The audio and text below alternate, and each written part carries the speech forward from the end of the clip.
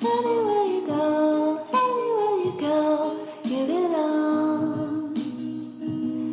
Anywhere you say, anywhere.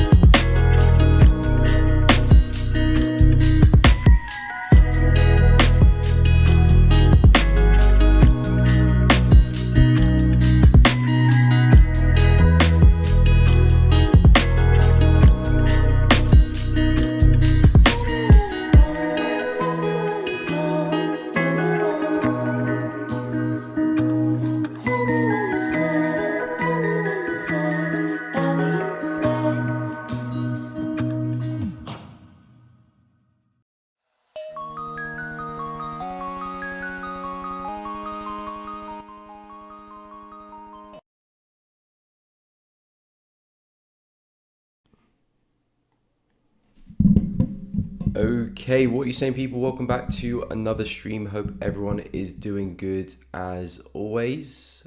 If you guys are enjoying the channel, please be sure to drop a like, subscribe, Really does help out. Of course, make sure you do hit the bell too, so you don't miss out on any streams or uploads in the future. But guys, hope everyone is doing well this Thursday morning. Seeing some dollar strength, which is great to see for my Euro USD position.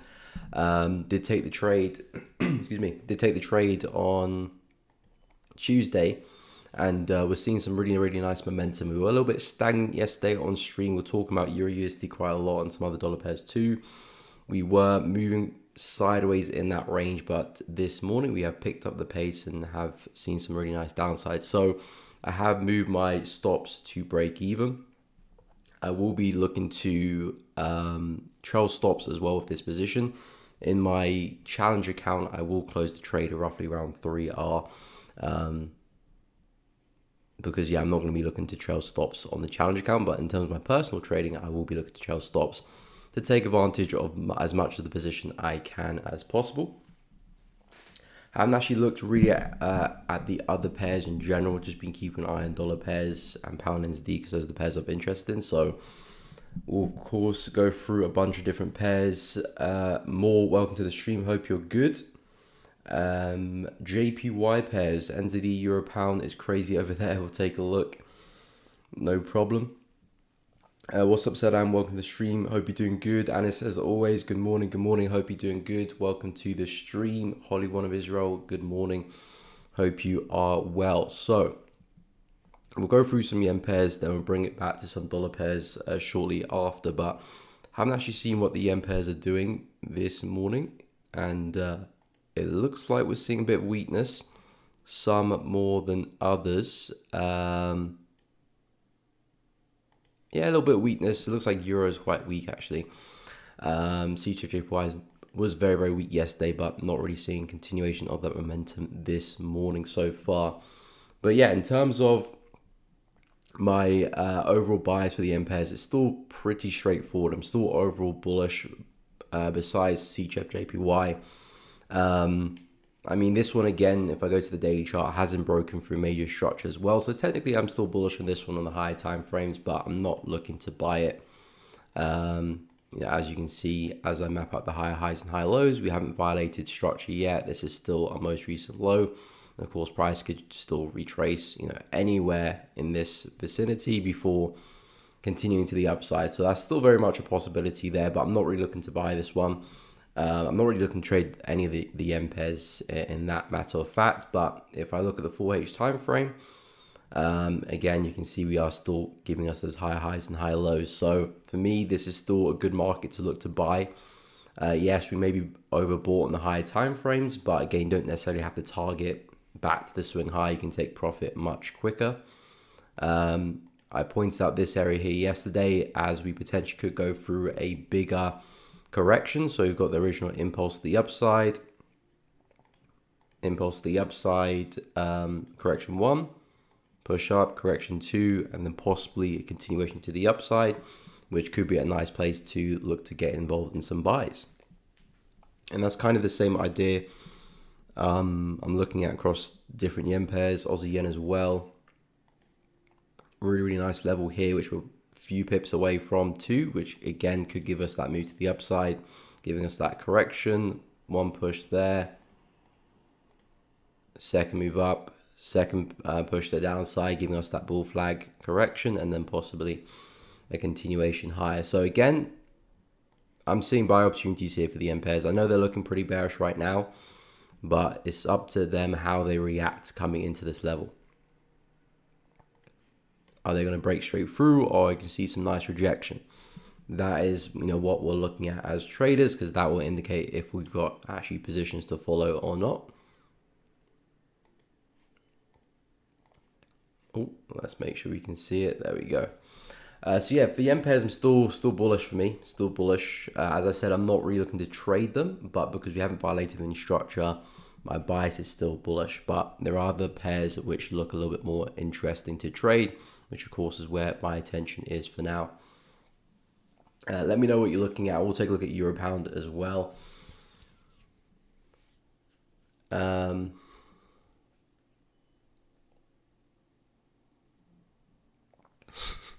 I mean, again, like I said, I think I said during that stream that it's each to their own. Some people use stops, some people don't use stops. Some people are big advocates to not use stops. Same with profit targets as well. Same with trading stops.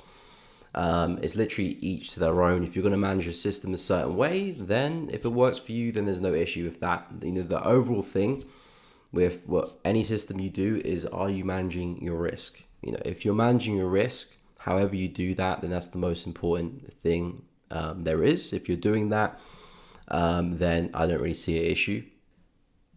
Of course, I use stops. I like stops. Of course, they have their disadvantages, but it keeps me pretty calm in trade. So that's why I like using stops. You know, if someone else doesn't, then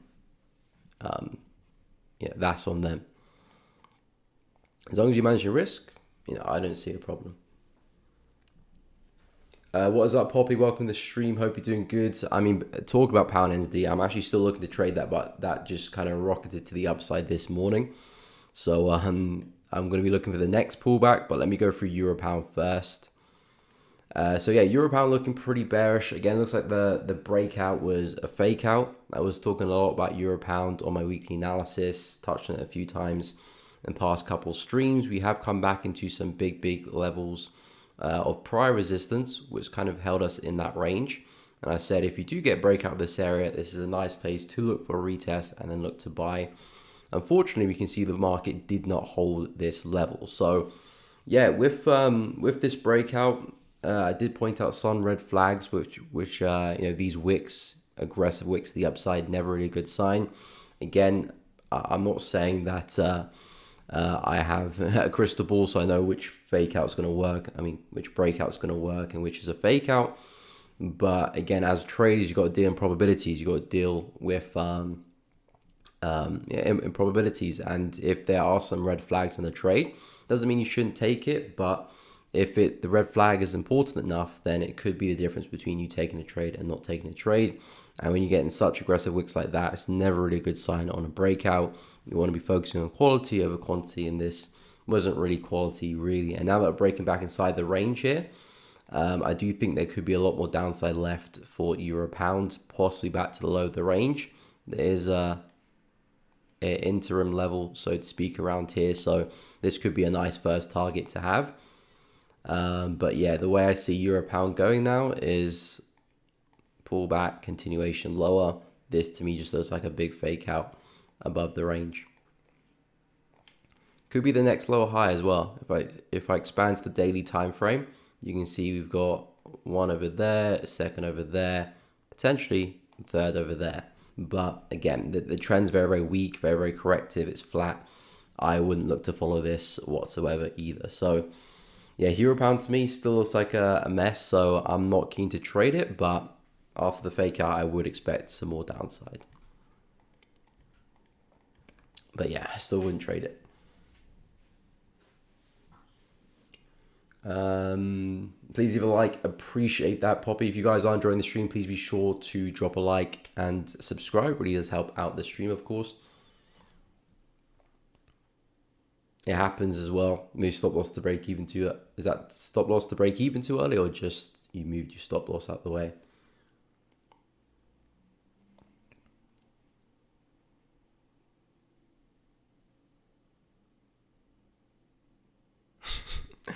Yeah, I mean, yeah, it's trading's a very personal thing. It's a very personal thing. Unless you know you're the actual trader themselves, then you don't really know their thought process or their management or how things operate. Of course, everyone has their beliefs and their ideas of how one should trade, but yeah, there's so many different ways to do the same thing because we're all here to make money at the end of the day.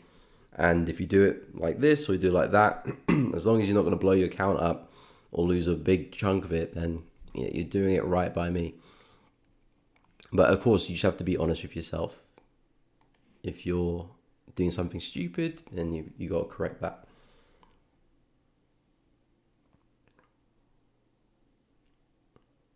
And yeah, Poppy, that happens as well. Break even 4 times this month. You're supposed to take break even trades as well. If you move your stop loss to break even, that's going to happen. If you don't move your stop loss to break even, then yeah, you have more winners, but of course you have more losers as well. So You got to weigh up the pros and the cons, go through your data, go through your trade. Does it make sense to do that? If it doesn't make sense to move your stop loss to break even, then of course you've got your answer there. If it does still make sense, then break even is just part of the game.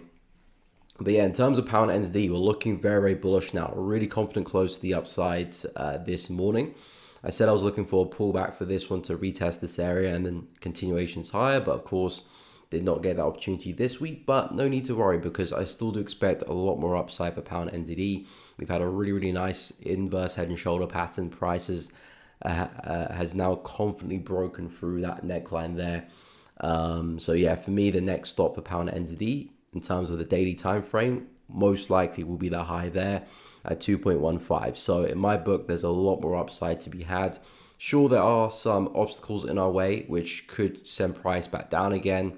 We could see a big retracement, but as long as we don't show any major signs of reversal, I'm going to be looking just to buy the pullbacks and expect the market to eventually nestle up there. So yeah, pound NZD looks like a really quality opportunity here.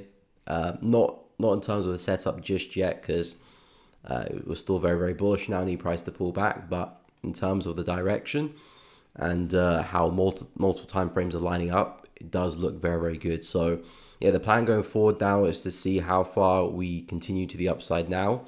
And then I'll map out my pullbacks, where I'm looking to buy from, and then yeah, look to see if I can get a trade on. But yeah, missed this pullback. Let's see if I can catch the next one. As long as we don't break through this low here, I am very much a bull of pound NZD. So 2.09482, as long as we stay above that, I'm looking for buying opportunities, and yeah, looking to swing this one higher. And I like the momentum as well, because we were a little bit corrective. Slight red flag, but we've picked up momentum again, so it looks like the bulls are back in full control, which is what I like to see. But yeah, hopefully I can join you in that position there.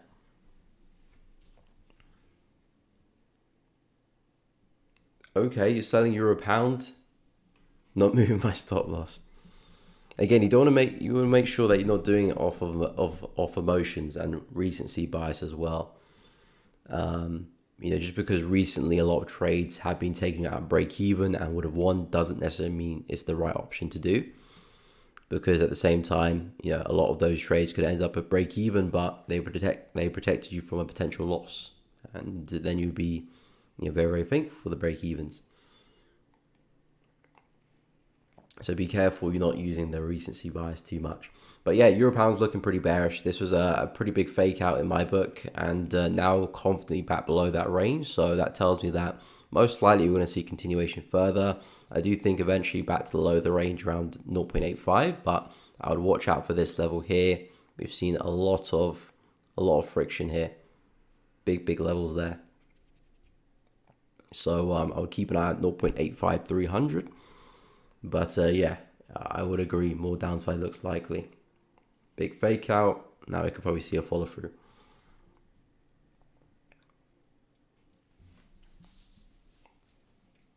Good morning, Zeus. Welcome to the stream. Hope you have a very good day. I hope you do too, mate.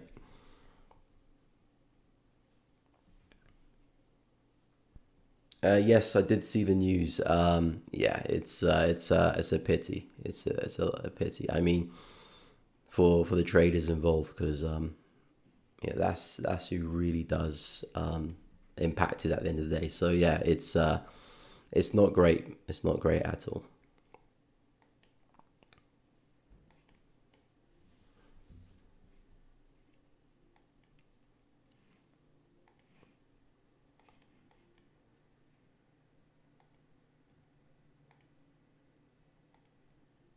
Dollar pair still looking pretty weak. I'm still looking to see if I can get more positions into Euro USD. Hey, Anus, well done, my man. TP on GU, nice. Yeah, pound USD, lovely move to the downside. It was quite corrective with this one. I bet at some point you were thinking price is going to come back and take you at break even at some point, because price was looking a little bit bullish coming in from the morning, afternoon yesterday. Probably getting a little bit worried that price might come break even, but yeah, it came through very, very nicely. Really nice sell off. So Yeah, I mean, I was pretty bearish on pound USD as well. I actually do expect more downside for pound USD, but we're having a little bit of trouble, especially coming into this low. So maybe pound USD will have a bigger pullback now potentially and then sell off, or maybe we might just crack straight through. But I'm still interested in getting involved this one. We haven't taken out this low yet. I do expect us to do that eventually. So I'm looking to see if pound USD have a bigger pullback. That would be nice. And then I'll look for some entries up here. So we just had a really small test of that level. I'm kind of looking to see if we come a little bit deep into that level. And then we can see some follow through. But yeah, pound USD definitely see some bearish momentum to the downside. I do think we can go a lot further. But yeah, for Euro USD, now that we've seen price take out these lows, I will be looking to see if I can get into some more positions for Euro. Again, my targets are this low here. Well, mental targets for the trade is this level here. And now that we have broken through the low over there, this now becomes an interesting impulse to the downside, and possibly could be looking at pullbacks to add to the position and see if we can get into some more trades and take this further to the downside and really capitalize on some weakness there for Euro USD and some strength for the dollar. Because I had a look at the DXY briefly. DXY, very confident candle to the upside. It hasn't closed yet. We still do have 39 minutes left before it does close. So as long as we don't do any drastic pullbacks, it's looking like we are going to break above the high here pretty convincingly as well. So the next stop I've got for the DXY is, of course, the high up there, 104.959, more or less 105. So if DXY is going to make it to that high, which looks pretty likely depending on that close, we'll see how it closes in the next 30 minutes or so. But if we do get a confident close, then I think we'll probably see Euro USD likewise make its way to the lows here. So I'll be looking to see if I can get into another position on a pullback. But yeah, this trade's already break even, so I'll be looking to trail stops as well. And Aussie dollar breaking pretty convincingly to the downside too. So yeah, I'm going to keep an eye to see how the DXY closes. If it closes strong, then yeah, I'll be looking to see if I can get into some more trades.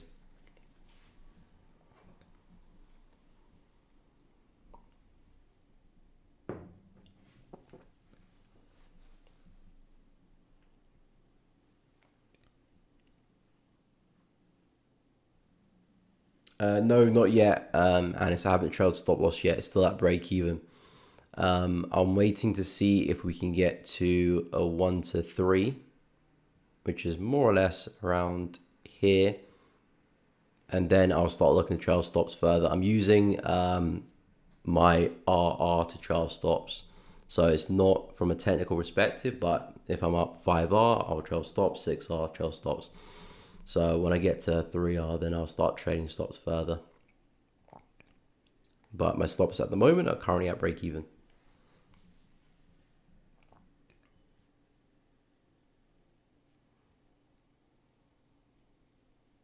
Being a slow week, yeah, I mean, I haven't seen too much momentum, to be honest. I mean, dollar is starting to show some really nice signs of momentum, but a lot of pairs have been a bit sideways. There are a few pairs I'm looking at which are starting to show signs of momentum. Aussie CAD as well is one of them. If we can really break, oh, excuse me, my voice just gave up on me there. If Aussie CAD can break through the lows here, which looks likely, I will be interested in some shorts for this one. I'm looking at possibly an impulse here, a big old correction there, and possibly another impulse to the downside. If I expand to the higher time frames, you can see overall Aussie CAD is in a bearish trend. So I do think there's a good possibility we could be coming back to the lows down here at 0.86. So if I can start to see some follow through on the lower time frames, yeah, I'll be looking at pullbacks and some shorts. So basically, if we can break through the low here and here as well, that would be nice, because this is the low that actually gave us the high up there. If we can break through that low too, that'd be fantastic. Then yeah, expecting a pullback, a lower high, and a continuation in comparison to this high, that high, then expecting another one. So yeah, Aussie CAD can easily come into the watch list pretty soon. If it can continue, show a bit more bearish momentum, break through some lows, then I like that one. I spoke about pound entity. I like this one to the upside. It's very bullish at the moment. So this one as well, we're starting to see some momentum there. But yeah, it has been a slow week, but I think today we're seeing some nice momentum. So yeah, hopefully that can continue. We do have some news as well. Some jobless claims, I believe. I think we might have some pound news as well. Or have we had the pound news already? Let me double check. Okay, so okay, we already had the pound news. Pound news at 7. So yeah, we do have some USD news 12:30 and 2 o'clock. So hopefully that can continue the momentum of today, but we shall see how things continue. Excuse me.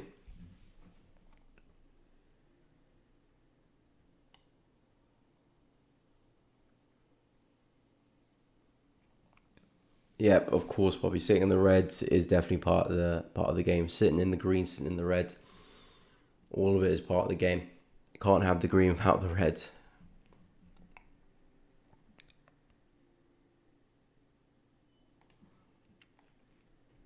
And Aussie dollar is starting to take my eye as well. It's a nice breakout.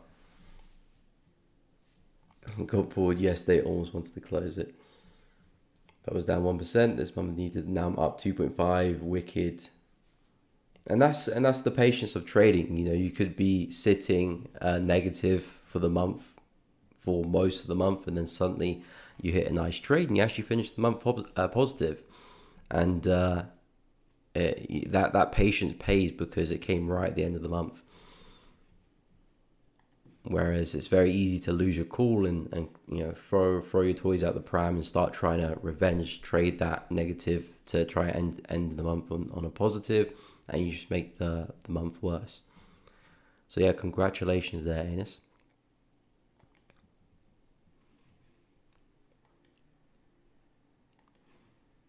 But yeah, for Aussie dollar, I do think there's a lot of downside left in this one. Possibly swings to the lows here. A lot of room to the downside. And I'm looking to see, hopefully, if we can break some structure, which was showing some signs of doing that this morning. And then I'll be looking at some pullbacks to take it further. So possibly a retest of this low here. But I would want to see price break the low here first, though.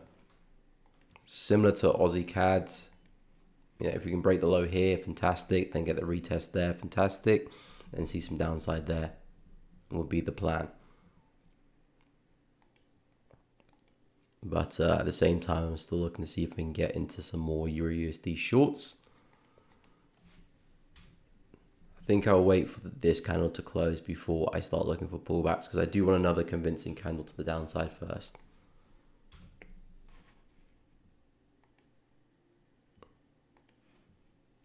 And I want to see how the DXY closes too. Do we close convincingly, or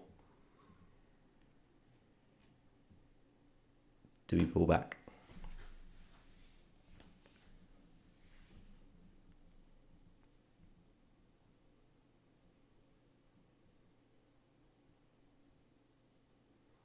I'm not sure what you mean by the 7 Greeks, Sam. 7 Greeks, yeah, I'm not too sure what you mean by that. If you're talking about optimizing your trading, then the best way to do that is look through your past trades. Stop loss placement, target placement, trade management, entries, all of that you can find through your past trades. That's the best way to optimize your trading.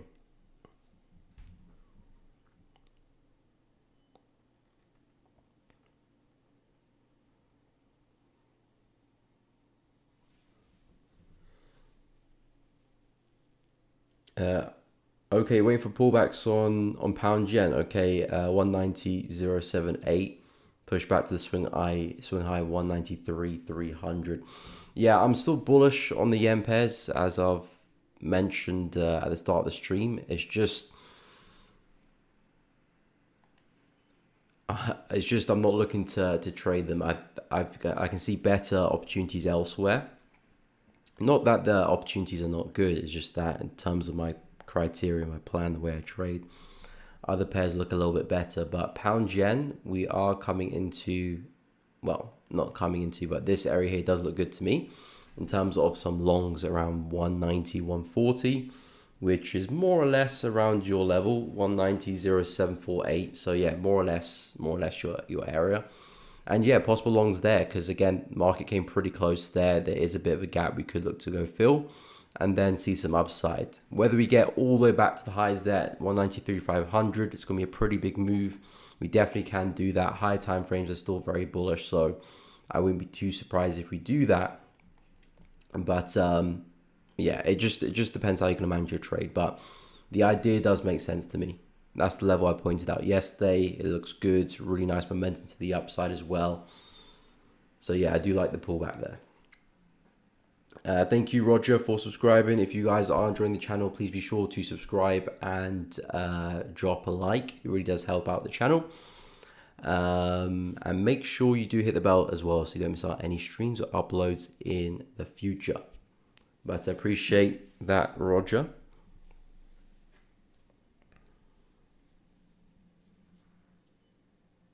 What's up, Jack Rose? I will take a look at gold, no problemo. What's up, Casper Rio? Welcome to the stream. We're eating lost this weekend. SMC Smart Miko Concepts. I'm gonna have to use that as my slogan. I'm not gonna lie, Smart Miko Concepts. That is beautiful. I'll probably have to tag you as well because you came up with it. Don't know how I didn't come up with that before. So obvious. But yeah, let's hope your USD keeps falling though. Maybe get 2 lobsters. Okay, so gold, I think did retrace. No, it was retracing. Maybe not as far as I originally hoped for. Yeah, it didn't quite do that. I was talking about this area here yesterday, possible retracement into this area. Didn't quite happen. Came about 70% of the way there before price is now looking very bullish again. So yeah, gold, I mean, it's pretty much come into the highs there, 22.08. Yeah, it's pretty much wicked into it. So yeah, there's not really much I would do for gold right now. I mean, now that coming back into the high, I'd kind of back off. I mean, there is this area here which we could pull back into 2200. We could see price retest that level and then see some continuation from that. So that does make some sense as well. You can see we've been very, very consistent with the higher lows. 1, 2, 3, 4, 5, 6, 7, 8 as well. So we're very, very consistent with the higher lows. The market is slowly but surely pushing higher, and we've got the all-time here at 22.22. A lot of twos there. So yeah, that high does look pretty likely to be tested as well. So if you are looking to trade gold, I'll focus on just buying the pullbacks, buying the dips, and taking price higher because yeah, gold's looking exceptionally bullish. Higher time frames are very bullish. Monthly, daily, weekly. Don't know why I said the daily first there, but monthly, weekly, daily, 4H, hourly, all showing strong signs of bullish momentum. So looking to short gold is always going to be very difficult. I know we're coming back into resistance, but I would refrain from shorting. Momentum is definitely to the upside. So yeah, if you can get a pullback to this area, I think that's a smart place for a buy. And you've got the all-time highs there as well. How's silver looking? Silver's trying to push up. In fact, it's looking pretty strong right now, actually. I mean, I'm still not a fan entirely of silver. I am looking to buy it, but just the current location isn't great. We're coming from such a big resistance. I'd rather if we were a little bit deeper, and then I'll plan some longs. But at the moment in time, it's just a very, very difficult place for me to take any trades.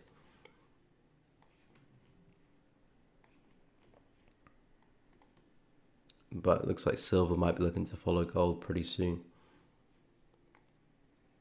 But yeah, gold's just flying. It's funny because gold is looking very strong, but also dollar's looking strong too, or strong-ish. But gold just doesn't care at all, and it is pushing. So yeah, it looks like maybe all-time highs for gold as well. How's Bitcoin doing? Yeah, Bitcoin's still looking more or less strong as well. Ethereum too. So yeah, we'll see how that does develop. Euro pound longs, yeah, I'm not really seeing that, to be honest, Casperio. I'm not really seeing Euro pound longs. I mean, I was talking a lot about Euro pound longs over the weekend. I said a retest of this level could be a really smart place to pick up some longs, but after Monday's price action, or no, Friday's price action, last Friday, we had these aggressive wicks to the upside. And I said in my weekly analysis that I've lost a lot of confidence in the break and retest of this level. It's a really strong level. Looks good to buy from. But with these aggressive wicks, I wouldn't look to follow that momentum anymore, because these are a strong indication that the market's already tried to go bullish but failed miserably. So I wouldn't look to take the retest anymore. We kind of danced Monday, Tuesday, Wednesday, and now Thursday we're breaking through. So now that we've broken through underneath that level, this to me just looks like a big fake out, and I would actually be expecting more downside for Euro pound. I can understand maybe, we're coming to some areas of demand. This is where we got a big push. So I can understand maybe some longs here might make sense from that perspective, but because there's not really a confident trend at play to the upside, I wouldn't really be looking to buy. If anything, some sells will make a little bit more sense. Now they'll climb back inside the range, and we've had a big fake out to our advantage, because anyone with stop losses above here would definitely be triggered with that. And now the market's back within the range, we could now see the follow through of the bearish momentum. So I'm actually leaning more towards the bearish side of things than bullish. If the market miraculously comes back up, takes out the high again, then yeah, I could favor some longs at that point. But we're very far away from that. And personally, I don't really like the pair at all. So yeah, Euro pound for me, I'm favoring more downsides. It looks to me that we could be printing another lower high as well. 1, 2, possibly a third one there. Yeah, conditions haven't been great, but I said for me to consider longs, we have to be trading above that level. So yeah, that's kind of my view on Euro pound. I would not be interested in the longs for now. But again, as long as you've got a plan in place, trade the plan, plan the trade, trade the plan. I don't want to talk anyone out of taking a trade, but of course I always give you my honest opinion about a pair.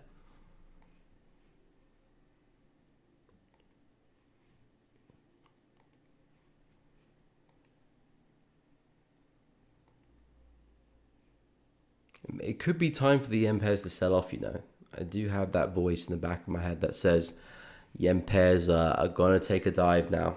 But I've got to follow my technical analysis, because that's my structure in the market. If I don't have that, then I'm kind of just freestyling, and you don't want to be freestyling. This is still the major low of the market. We could, technically we could still have a deep retracement and still find a way back up again.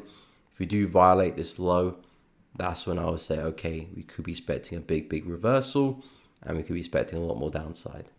If we do that, then yeah, I'll be on the bearish side of things. But for now, I'll be bullish. I mean, of course, we have formed a lower high here. We've just taken up the lows here. So that is a sign that the market is losing some momentum.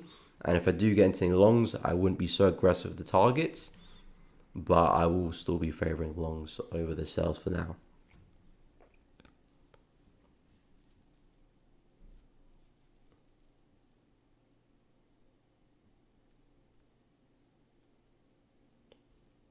No way, convert to scalping. Interesting stuff. I mean, yeah, of course with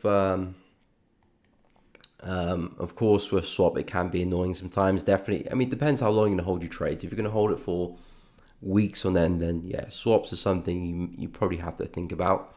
If it's just a few days here and there, 2-3 days, then yeah, it's annoying. But I personally don't mind it too much. I kind of just charge it to the game.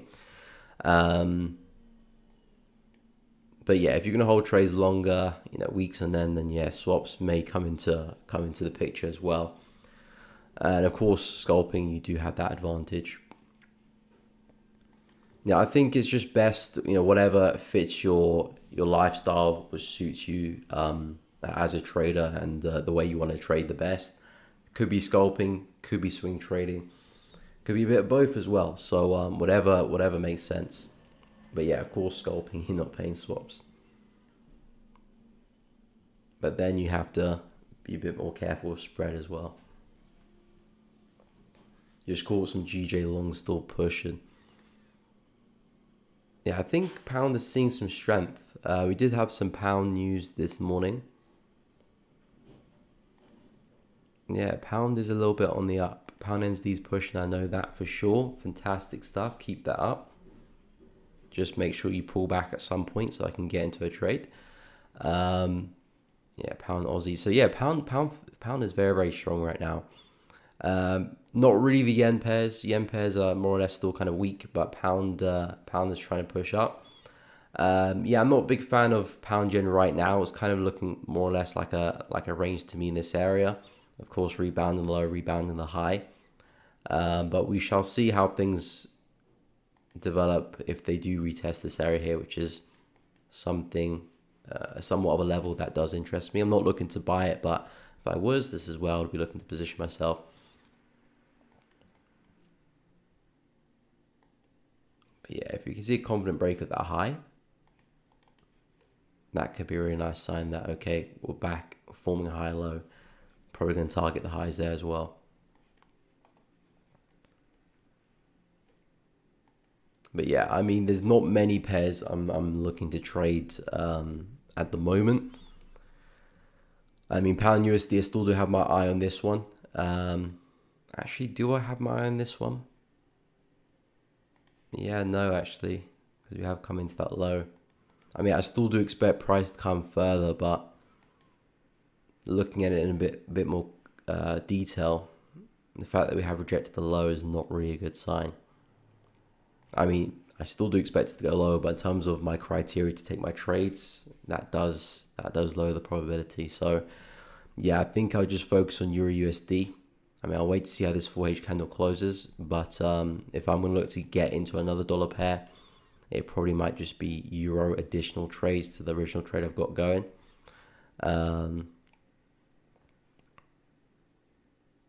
Yeah. I do like Aussie dollar as well, but I need to take out this low. And New Zealand dollar pushed on quite nicely too.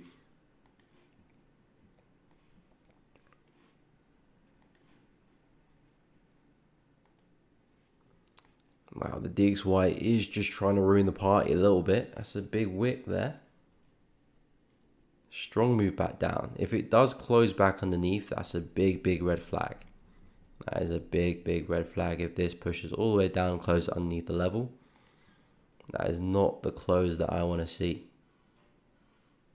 If we can stay above the level, fantastic. I mean, not even really fantastic. I mean, it's good if we do close above the level, but it's still leaving behind a big wick, so that's still not great. I mean, perfect situations if you close right up there. That would be fantastic. Closing around here is always going to be a tough close. Thank you so much, the Aaron. Appreciate the subscription. If you guys are enjoying the channel, please be sure to like and subscribe. It really does help out. But yeah, this DXY candle, 4H candles give me the heebie-jeebies. I need to see a strong close, which I don't think we're going to see. Still got 16 minutes left. But yeah, it'll be interesting to see how we close here.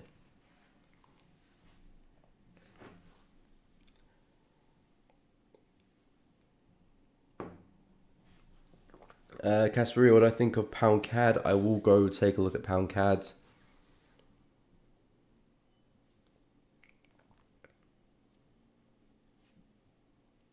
Okay. Yeah, that can be annoying. If you're in a position, a couple of weeks and just consolidates before making a move, yeah, that can be annoying because at the end of the day, it's your time that's at play as well. So if you're holding a trade for 2 weeks, you kind of want to be, making money from that.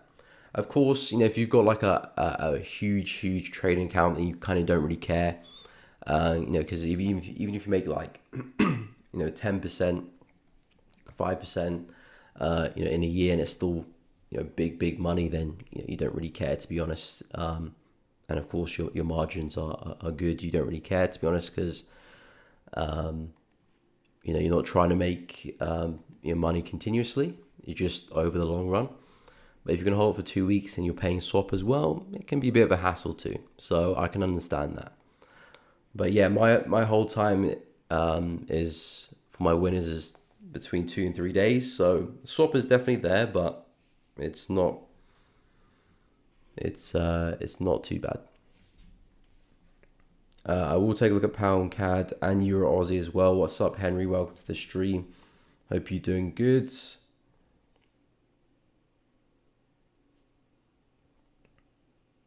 I mean, that's huge, Poppy. Only thing I did well this month is I didn't make any stupid trades. That's very good. Certainly, if you've got a problem with making silly decisions, if you're progressing from that point of view, then that's huge. We've all got our weaknesses. We all got our issues that we're dealing with. If you can address them and get better at them, then that's all you can do, really. But yeah, let me go take a look at pound CAD. I'll go through Euro Aussie as well. So yeah, pound CAD, I did point out some sell opportunities, which are still at play. A break and retest of this area here. I do like it because it was a pretty strong level of support, rebounding that level multiple times. I do like it if we can come back, retest that level and see some downside from it. We are printing these low highs, 1, 2, and possibly a third one. And if I scale to the daily chart, you can see we are rejecting a pretty big level of resistance. 1, 2, possibly a big third move here as well. We can see previously humongous moves to the downside. So if we can see price retest this area, there's a good chance we could form another lower high and be on our way as well. And of course we have broken structure there too. This bullish structure has of course met its match. So yeah, I do like pound CAD to the downside. Not enough for me to add it to my watch list, but it's not a bad opportunity in my books. But that's kind of what I'm seeing right now. It's a little bit counter trend. Trend for me is still very much to the upside. Yeah, trend for me for pound CAD is still very much to the upside. Well, it's not very much. It's kind of a slow trend to the upside. We're failing at the highs as well. So there's an uptrend here, but it's definitely showing signs of failing and starting to tire. So I still view this sell as a counter trend opportunity, but it does look worthwhile. So yeah, pound CAD for me, some sells look okay. But other than that, I'm not really seeing too much in this pair. I'm not really focused on it personally. Euro CAD, I'll have a look as well, Matt. I'll take a look at Euro Aussie first. Swinging USD CAD short since 23rd of March. Yeah, that will kind of add up. Do you get positive swaps from selling USD CAD? No, you don't, do you? You don't. So yeah, that can be annoying. That's of course a disadvantage to swing trading. There's pros and cons to all different styles. You have to weigh up both of them, see whichever makes sense. But yeah, I definitely understand. CAD Yen, I will take a look as well. Let me go for Euro Aussie first and Euro CAD too. So yeah, Euro Aussie. This pair looks hectic. It's trying to do something, and I have no idea what it is. But for me, I'm kind of just boxing all of this off and just viewing this as consolidation. It's a very lazy way to look at the chart, but I want to be looking at quality opportunities which make sense, which are easy to spot. As I do say, if I can't spot the trade or the opportunity in the first 15-20 seconds of looking at the chart, then most likely it's not really worthwhile my time. And Euro Aussie to me is just very choppy. If you can start breaking highs, then maybe there's an uptrend at play that we can follow. We'll still have to watch out for the highs over here. If we break to the downside, fantastic. Then we can start looking to target the lows there. So yeah, above and below, things make a lot more sense and have a lot more clarity. Above or below the consolidation. But in this area here, it's just very, very choppy. There's a slight uptrend at play, very, very slight. There is some higher lows, as we can see here. So I can see price ever so slightly pushing up, but it's not a trend which for me looks, what's the word? Which fits the criteria for me to trade. It's too weak, it's too sideways, too choppy. Not really seeing strong candles taking us up or down. We're seeing strong candles to the downside as well. So that's not a great sign. So yeah, with Euro Aussie, bit boring, but I would like to see just a big move up. Really show to me that the buyers are back in town, and then I can look to follow that to the upside. If we're going to break higher, of course. But yeah, I don't have too much to say on the price action in this area. Way too choppy. I will go through EuroCAD as well, and then I'll move on to CAD Yen. So yeah, EuroCAD, I think this one is probably even worse. Yeah, it's probably even worse than Euro Aussie, which I just looked at.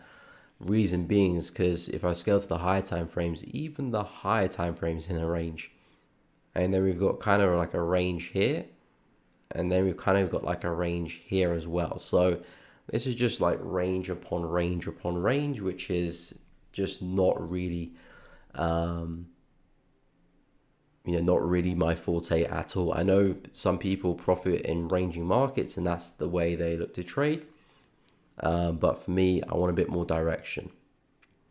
And yeah, I can't really see much direction here. I know we're rejecting resistance here. So maybe we might see a move down. How far we go down, I have no idea. It doesn't really make sense to me. So yeah, EuroCAD, I don't really have too much to say with this one. If you can see more convincingly a bearish trend form, then maybe there might be some nice pullbacks to take. Then yeah, I can see an opportunity, but yeah, I can't really see too much in EuroCAD right now.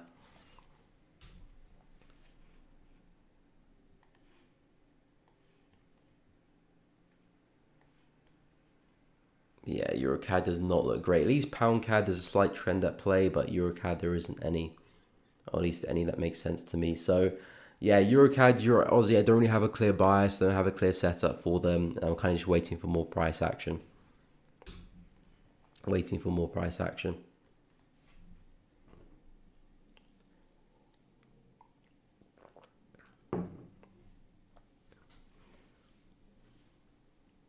I'm so glad I didn't try to sell gold. It just keeps going. Yeah, I think gold is just in that kind of phase where we're just going to keep pushing, and nothing looks like it's slowing down right now. So I would completely avoid selling gold. Sure, you profit occasionally, but I think it's much safer just to focus on buys. Or if you don't want to buy it, just don't trade it altogether. But the conditions right now is very, very bullish. So yeah, for CAD Yen, yeah, CAD Yen I'm still bullish on as well. We just created new highs again this week. Was it this week or last week? Last week, sorry. So again, still looking to continue this move to the upside. I was talking about this area here last week, and during my weekly analysis, I said this looks like a nice place to pick up some longs here for CAD Yen and take price back to the highs. We're kind of just moving sideways just above that area, so it would be nice to see something like that, test the level and then push on. Something similar to pretty much all the yen pairs I've been talking about. Bit of a bull flag correction, one move there, second move there, and then a continuation. That to me makes a lot of sense. For CAD Yen. But yeah, I'm still very bullish. We had a really massive sell-off, but this to me looks like a big V-shaped pattern. So big sell-off to the downside, quick reversal, impulse. Now you normally expect further upside in the pattern. And the fact that we are quite corrective as well as we're falling down is another good sign that we'll most likely will see some upside at some point. and this is a nice level to keep an eye on. 111, big psychological level too. So yeah, for me, CAD yen I'm still bullish on, similar to GJ, similar to Aussie yen as well, similar to Euro yen as well. To me, all still look pretty bullish, and yeah, naturally expecting more upside as well. Naturally expecting more upside. Yeah, I mean, I heard what happened with TFT Yadish. I heard what happened with TFT, and they're, I think, pausing or shutting down operations. So yeah, it's not great at all. It's not great. But hopefully this is a sign of progression and better things to come. But yeah, it's not great.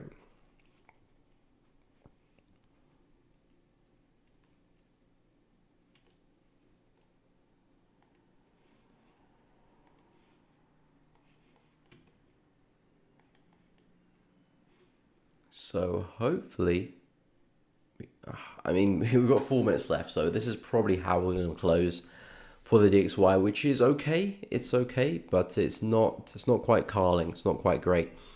And it's purely because of the wick. It's purely because of the wick. If we had a more convincing close, that would be fantastic, because then we just probably expect the next candle to push on as well.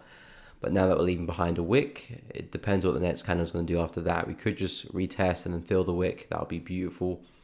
But it's not a convincing close, so there's definitely room for us to pull back, or even completely roll over. But dropping to the hourly chart, it doesn't look like we're going to see price close underneath the level, which is what I was hoping we didn't. We've got 3 minutes left, and I doubt we're going to see price push all the way to close underneath the level. So it's not a bad close. It's not a great close, but it's sufficient. How's Euro USD doing? I mean, this candle's still got another 2 hours left before it does close, but looking like a doji more or less so far. But I mean, the previous 4H candle before that was very, very convincing. So I'm liking what I'm seeing so far. Hopefully we can push on.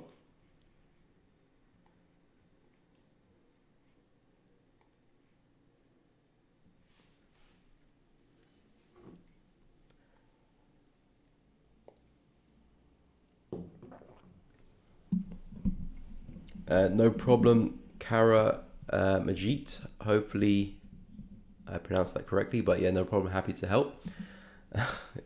We pause this mother should be on a 4 trade winning streak. Shoulda, woulda, coulda, Poppy. Shoulda, woulda, coulda. But I hear you. There is a lot of shoulda, woulda, coulda in trading. Yeah, of course, Matt. I mean, the way I look at the charts, everything is fractal.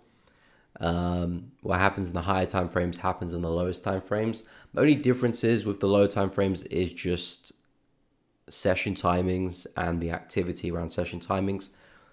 You don't really see that in the higher time frames. There's no really a session on the higher time frame. There's cycles, but not like a session where there's just different volumes because people are more trading at one particular point than another. So there's that difference in the low time frames in terms of the sessions, but apart from that, it's the same thing. We're all participating in the same markets, buying and selling. So whether it's a monthly or intraday time frame, it's just reflecting people buying and selling.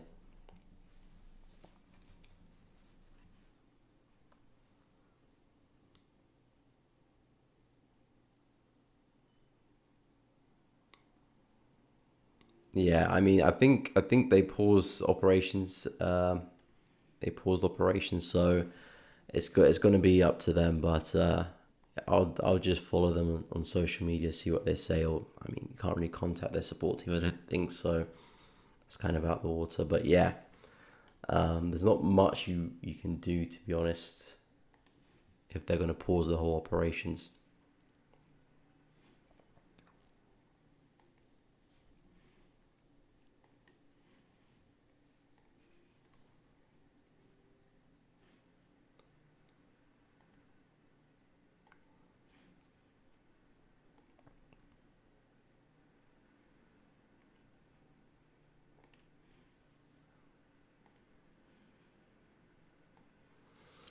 Okay, so it looks like we're going to close with that bearish engulf. So it looks like we'll probably come back down to retest the level. Hopefully we can hold it and then get some continuation after that.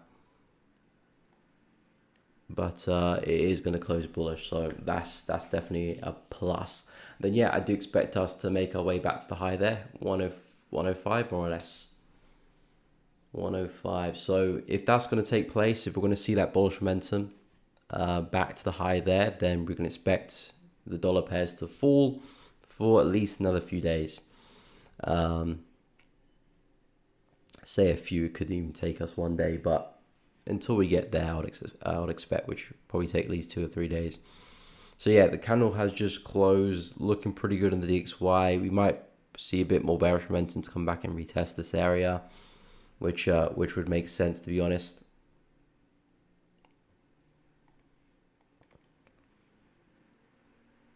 So yeah, we might see that retracement, but to me, dollar looks pretty likely to continue higher. And again, we've got deal probabilities here. Probability shows that most likely will continue pushing higher. Therefore, I'm looking to sell those dollar pairs. Euro USD, depending how that 4H candle close, I'll look to see if we can get some more entries. Pound USD, I'm not really too interested because it has tested the low, but Aussie dollar, that interests me. New Zealand dollar, potentially if that pushes on a little bit further, that would interest me as well. And that's it, to be honest. Dollar CAD I don't like. Way too choppy. Poppy, was this one of the positions that you got stopped out break even on USD CAD? It's been quite choppy, to be fair, so I wouldn't be too surprised because it just keeps going up and down. So yeah, this is definitely the market conditions where you're gonna get stopped out break even.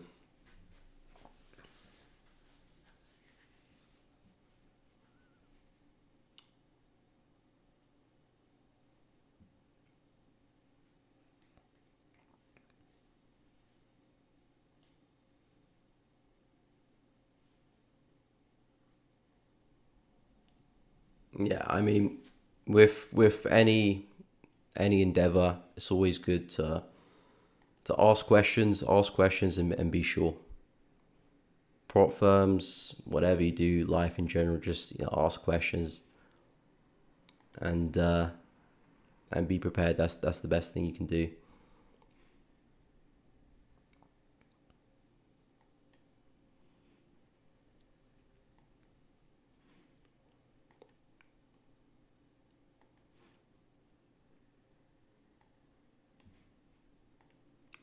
How's Aussie CAD doing? Aussie CAD's looking okay. Hopefully that momentum can continue. Then I'll start looking for some pullbacks and some shorts there. But yeah, I don't really have too many pairs on my watch list. To be honest, it's just kind of pound NZD and the pair I'm trading really. I mean, pound NZD looks very good in terms of the criteria that's being met with pound NZD. Pretty much ticking all the boxes for me. Very well as well. So the next pullback I'm after, of course, wherever it is going to be, I'm not too sure. It might be here, it might be there. But wherever we start pulling back from, yeah, I'm just going to be looking to buy it. I mean, we're leaving behind a really nice level here, 2.107. And this to me looks like a really nice place to get some retest from and take price higher. And of course, if my analysis is going to be correct, then we've got a long way to go. So yeah, this could turn into a really nice swing trade. But yeah, pound NZD is looking very bullish, waiting for pullbacks for that one. Euro USD, hopefully get some additional trades onto that one as well. And then Aussie CAD, if that continues bearish, takes out this low as well, then I'll look for some pullbacks. And that's kind of the top three for me. If Aussie dollar can do it as well, similar to Aussie CAD, then I'll add that to the list too. So that'll be the top 4 setups. Aussie dollar shorts, Euro USD shorts, Aussie CAD shorts, and pound NZD shorts. Apart from those 4, not pound NZD shorts, sorry, pound NZD longs. So yeah, apart from those 4, every other market's kind of just looking okay, or sort of there, or it's missing a tick somewhere, or it just doesn't look as good as those 4.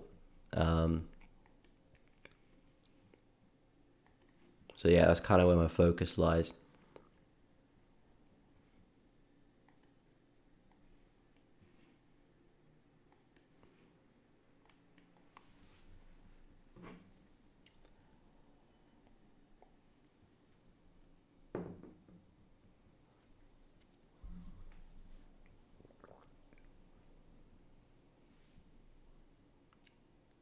Yeah, we'll take a look at dollar yen as well. Yeah, dish.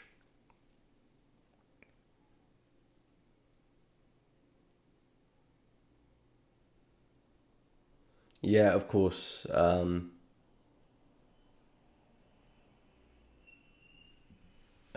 Trusting the process is, I don't know. It's probably the most difficult part of trading. To be honest, it's probably the most difficult part.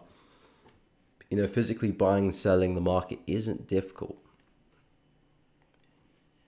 Pushing the button isn't difficult, but it's the internal battles you fight in trading which are difficult, or can be difficult, because they can be very very easy as well. But yeah, for dollar yen, I don't really have too much to say for dollar yen because of where we're trading from. We've come into a major high. This was a high back in 2022, and then prices now come back into that same area. And you can see previously, every time we're here, we're seeing really strong pullbacks. One, two, potentially three, or we could break through. Of course, that's a possibility too. But I don't want to be the person to try and find that out with a trade. So I'm not too sure what my next move will be with this pair. So I'm kind of just waiting for more price action to print, so I can have a better understanding of what my next move would be if I'm looking to follow this trend up, or I'm looking to take some counter and opportunities to the downside. At the moment, nothing's clear. We're still pretty bullish. We're still showing a lot of momentum back into the high. But of course, we're struggling to break the high. We've had 3 tests over the past few days. Price is still struggling to break the high. So I'm not going to look to do anything. I'm not going to do anything in terms of buying the market now because of where we're located. I'm not going to look to sell it either because we're not showing any bearish structure yet. We're not forming any lower lows or lower highs. We're not breaking bullish structure. This was our low, which gave us a strong push. If we can break through that, then maybe I'll entertain some sells. Maybe I'll entertain some sells. But yeah, I don't really have too much to say on dollar yen either. There's a few pairs in the market this week, especially, which I'm kind of just turning, not a blind eye, but I'm analyzing the market. But if there isn't something clear to me, I'm moving on. And there's quite a few of those pairs this week. Dollar yen is one of them. I mean, the trend is very much to the upside, but we've come back into a very sensitive region where the market keeps melting from, and I'm thinking, will Bank of Japan step in and we see a big crash as well, because this is kind of where they've been doing their business. So I don't really want to be buying at these prices, especially as a swing trader. Of course, day scalp, you can be in and out, but swing doesn't make too much sense. And yeah, for me to sell, I need to wait for developed bear structure, which we're still not printing yet. So yeah, that's kind of where I'm at with dollar yen. It's kind of where I'm at.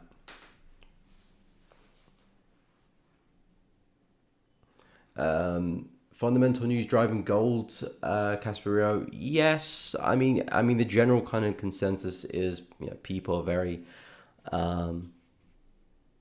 trustworthy of gold, fearful of fiat currencies in general. So it's always going to be safer to put your money in gold in the long run, because gold's always going to retain its value. Fiat currencies only have value because we give it value. Well, kind of the same with gold, but gold's the actual substance, actual material. It's you can use gold for something, whereas fiat currency is just paper. So gold's always going to be reliable. It's been reliable for a very long time, way before fiat currencies were a thing. So you're putting your money into gold, it's always going to be a safe place for it.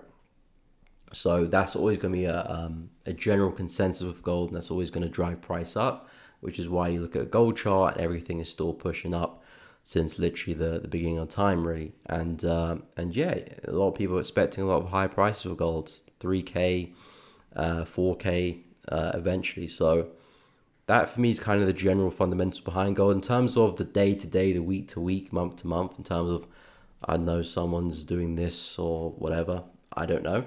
But the overall kind of general consensus, I expect gold to keep pushing up. Even if gold takes a humongous dip, I'm expecting it to rebound back up again.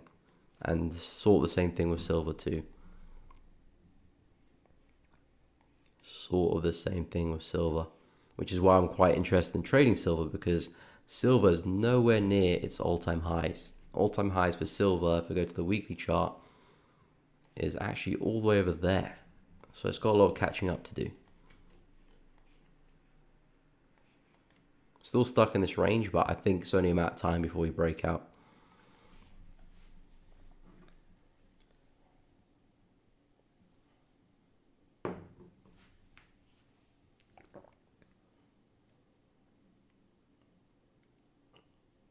Poppy, only move your stop loss when structure is broken. Very, very true. I mean, if you're going to look to trade with structure, moving your stop loss when structure is broken is definitely a good way of protecting yourself from, well, number one, it allows the trade room to breathe because it might have to actually pull back and respect resistance.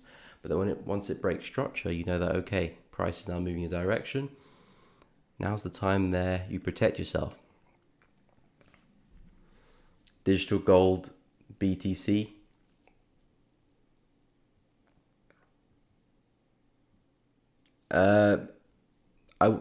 I mean, it's up to the individual trader. Too bad if I will take partials. I mean, the way I'm looking to trade Euro USD is I will be looking to close the trade out earlier around the 3-hour mark if it gets there on my challenge account to close the trade there. But in my personal account, I'll be looking to trail stops. So that's how I'm going to manage it. If you want to manage it the same way, that's up to you. If you want to take partials, that's also a possibility. It has cracked an important low, so it would be a good time to take partials if you want to. But again, these are questions you have to ask yourself and decide beforehand. You don't want to be thinking of them on the spot, because most of the time it's your emotions driving that.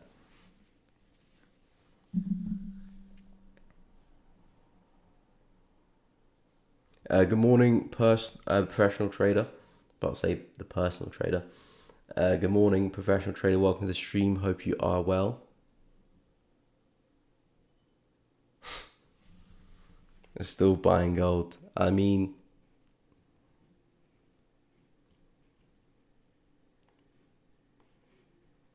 yeah, gold. What's 22.11 now? Yeah, I mean, with gold, it's difficult. It's difficult. I mean, personally, for me, I'm looking at some major pullbacks for gold around 2090. I'm not too sure if we'll get there, but that's kind of where I want to see gold pull back into before I take it back up again. At the moment, I'm not really interested. I mean, lower time frames, sure, there's opportunities there. But again, I'm not really on the lower time frame, so not really my cup of tea. But gold seems to be looking like it's going to take out the highs pretty soon. Could even do it today. How's DXY looking? Yeah, it's probably going to come back and test this zone. As long as we don't break back below, things still look good for DXY. As long as we don't break below 104,500. Stay above that. Things look good. Oh, wrong tool. So yeah, stay above that. Things look good. And then hopefully your USD can see some more downside. But yeah, if everything goes to plan, we see another strong close in the 4H time frame, then I'll look to take some additional shorts.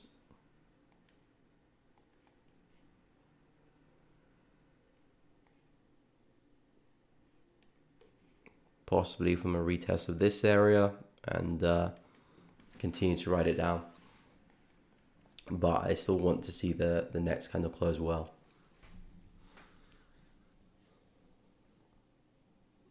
Buy gold TP 3000. That is that's an investment. That's not really looking to trade gold. If you're looking to hold to 3000, you're investing there. I personally find taking partial isn't a great system for my system. Yeah, I mean, partials are good at minimizing your drawdown. If people were having trouble with, I mean, not really trouble with drawdown, but if you're not profitable yet, because for me, partials was a really good tool that helped me find consistency in the market, because it made sure that I banked profits regularly and counted drawdown quite well. Of course, it does mean that when you do take partials, you're not going to maximize your wins, because the best way to do that is let your positions run as fast as possible. But it does help the downside. And if you're having trouble with the downside, partials is a good way for that. But in the long run, it's probably more profitable not to take partials. But yeah, you just have to understand your system, your situation, and make that decision on your own. Wow, pound entity is really pushing. So if I can get a retest of this area, this is looking very good. If this second candle can close remotely how it's looking right now, I'll probably just straight up be looking for pullbacks into this area now, and that'll be my opportunity. Yeah, if it can close like that, I mean, it's got another 1 hour 44 minutes, so it can change quite a lot in that time. But if it can look more or less how it's looking now, or even more bullish, that'll be fantastic. And then yeah, break and retest on the way up. But is pound very strong or NZD very weak, or is it a little bit of both? Yeah, pound USD is pushing up a lot more than euro. Euro's pushed up a little bit, but pound's really trying to push on. That means euro pound's looking pretty weak. Yeah, it's still falling. How's the other dollar pairs doing on the lower time frames? Pound USD's pushing up. Aussie dollar, a little bit bullish momentum. Dollar CAD, seeing some bearish momentum there. Euro USD a little bit, NZD USD a little bit. So yeah, it looks like pound is quite strong. But yeah, I do expect pound USD to eventually take a big dive. I'm looking at this price action on the daily chart as a big kind of double top. So first test there, second test there. I do think we can really fall to the downside for pound USD, and possibly come back to these areas. But we'll talk about that later, because we still haven't broken through this low. But yeah, for me, this looks like a big double top. Prices kind of just fake the high there, grab a lot of liquidity above that high there, and possibly we can now push on.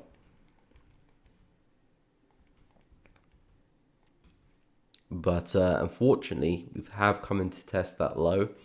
And if we do pull back even to my area of interest, because we have tested the low there, it does reduce the quality of the setup. If we hadn't tested the low, fantastic, but we have.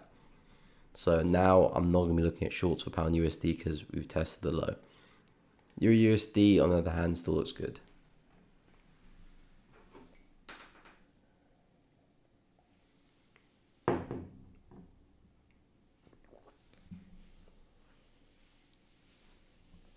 Yeah, I mean, that's the same situation for me, and I think the same situation for most people in general, to be fair. Banking the full take profit when price hits the full profit when price hits your take profit, rather than taking money as it goes along, is actually more profitable at the end of it in the long run. That's generally the case for most people. Certainly, if you have a risk reward bigger than a 1-to-1, it's more profitable to let the money run and hit your overall targets than take partials. But on the other hand, if you're going to do that, you're going to incur more drawdown, and you'll be in drawdown for longer as well, which psychologically could be a little bit difficult for people to trade in, because you're going to have more break-even trades, more trades that reverse come against you, and your winners will be less frequent. But then, yeah, in the long run, it will pay you for it. So you have to be aware of both sides of the coin, and as long as you can make peace with it, it's all good.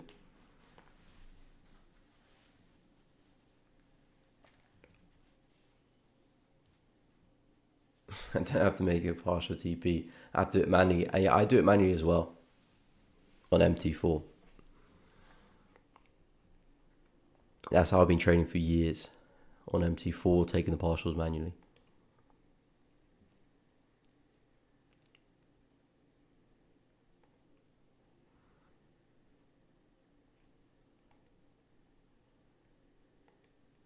Is anyone looking at the C-Chef pairs? Anyone looking to trade them? Because they've been very, very, very bullish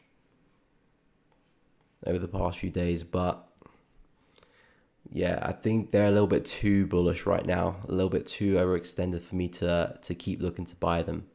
I need to see some big pullbacks for me to be interested in the CHF pairs. I do like what I'm seeing though. We've seen some big moves, especially in Euro CHF, taking up this high here. That for me is a big statement. Euro CHF is really showing to me that, okay, we've completely broken through the highs here. Next time we make a move down, most likely just be a pullback to push on again.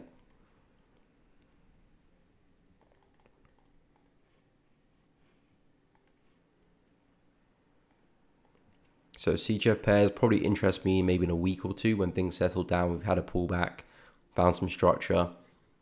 So maybe there could be some opportunities there in a week or two. But right now I need them to have some big pullbacks.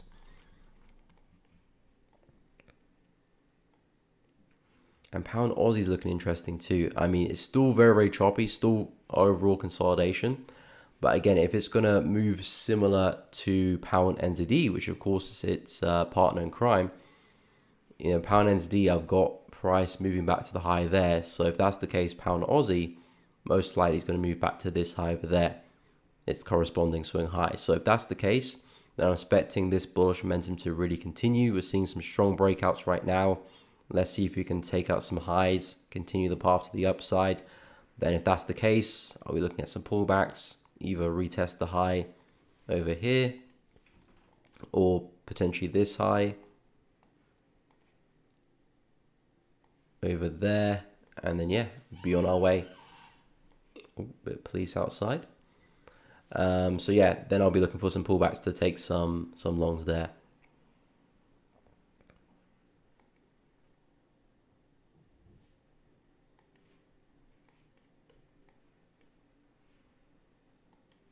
So yeah, that's kind of the idea I'm looking for pound Aussie.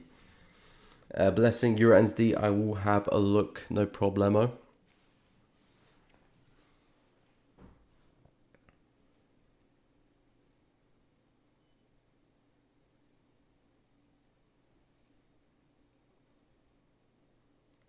You do it, man. You must be very assiduous with your alerts. Yeah, I mean, I've always done it manually because I didn't know how to do it any other way. I don't think you can on MT4 anyway. Maybe MT5 you can, which I still don't really know, to be honest. But yeah, I'd always do it manually. When price gets to a certain target, I take partials off, shield 20%, leave the rest to run. I've been doing it for years, so it's kind of just a part of my trading, really. I always keep an eye on my trades on my phone, every 2-3 hours. Because I'm trading on the hourly chart, and I normally use 4H or daily targets, so it takes a good few hours for my trades to get going. Sometimes a couple of days to get going. So whenever I get alerted, I don't really trade too often as well. I don't really have many trades often at once. Normally, I just have one trade on at once, sometimes two. So it's not too much work. I mean, trading in general is just a lot of waiting around, getting ready to do stuff. So it's not really too strenuous or anything. But yeah, it's a task. But yeah, I've been doing it so long, I don't really see it as one.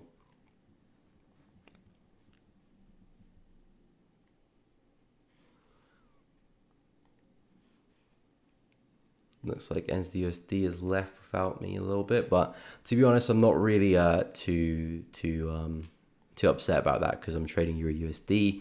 The plan was just to trade $1 pair this week and just see if I can get into one of them and take a good position, either Euro USD shorts or pound USD shorts or New Zealand dollar shorts, and I managed to get into Euro, so I'm happy with that.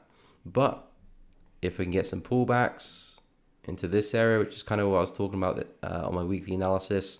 This was the bonus pair. I said if we can get a retest of this area, that'd be fantastic. Didn't quite see it, unfortunately. Came pretty close, but just missed it. So maybe we will have an extended pullback, retest that area, then see the sell-off. I will keep a close eye on that.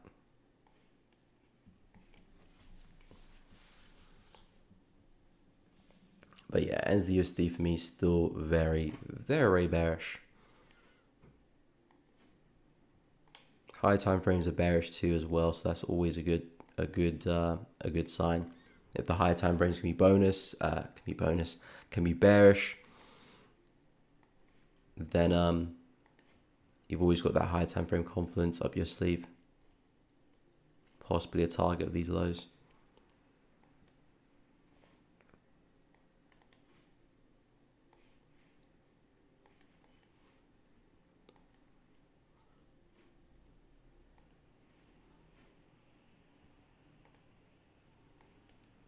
Yeah, DXY is coming down. We'll see what we can do on the retest of that level. Hopefully it's just a nice bounce and price continues on its way.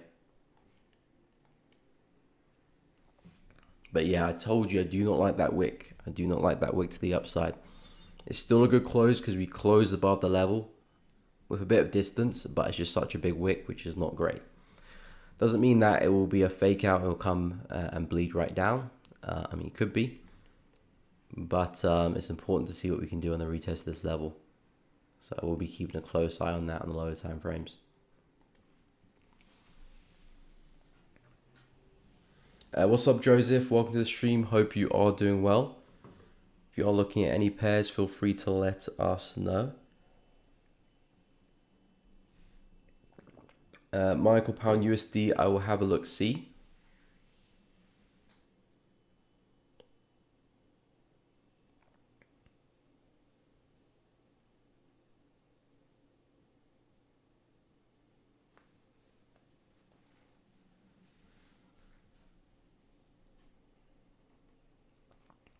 Oh, really? You miss a lot of your alerts even when you look at your trade in your phone? Yeah, I think that's just on you, Poppy. That's just on you. Cause yeah, I mean, I look at my trades a lot through my phone. I mean, not really actually. When I'm out, then yeah, of course. But I normally have my trading view open, so I can normally just see my trades on trading view. So yeah. But when I'm out, then yeah, I will look through my phone, and if I need to do something, I'll do something. And again, for me, my management is very just alert based. So if it hits this level, okay, I'm doing this. If it hits this level, I'm doing this. So between those levels, there's literally nothing for me to do. I have my stop loss place. You know, it's either the price is going to hit my stop loss to take me out of the trades, or it's going to hit my alerts. If it hits my alerts, then I know what I need to do. So it's very, very mechanical like that.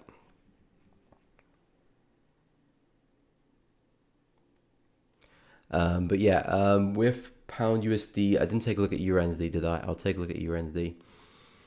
So yeah, EUR/USD still looking very, very bullish. I've been, reluctant to trade this one. I like pound USD a lot, but EUR/USD not quite, which of course is a bit weird because they're similar pairs. But with EUR/USD's price action, we've got these lower highs here, 1, 2, and now we're coming into an area where we could be forming a third. So I don't really want to be buying at these prices, especially as a swing trader. But selling is not such a bad shout, because then we're actually flowing with this market here, and it's a nice place to sell. And we could actually see some downside there. So if I can see some structure being broken, market breaking through some lows, that's fantastic. And then I'll take some trades here to the downside. That will make a lot of sense to me. And of course, looking for a breaking retest somewhere. Of course, the level hasn't quite printed yet, so I'm waiting for price to break structure and then start forming some low lows and low highs, and then we can start planning some trades. But due to the location of where we're trading in, I'm more inclined to sell than look to buy. And I like pound NZ to the upside because there is no kind of resistance in our way. We've broken through that major resistance a long time ago, so now I'm just looking to buy and follow this trend up. And EUR/USD could do the same thing. We could keep trending up, but I wouldn't want to be buying in this location. I'd rather focus my efforts on pound NZD, where it's just a cleaner path, not a lot of obstacles in my way. EUR/USD on the other hand has a big level here, a pretty big level. So yeah, I would only be looking to sell.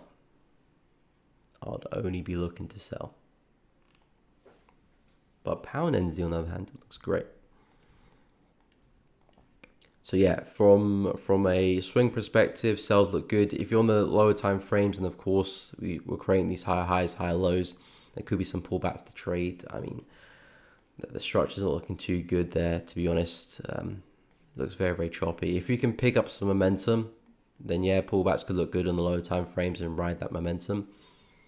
But I just had a look at the hourly chart, and the hourly chart doesn't look great. It looks very sluggish.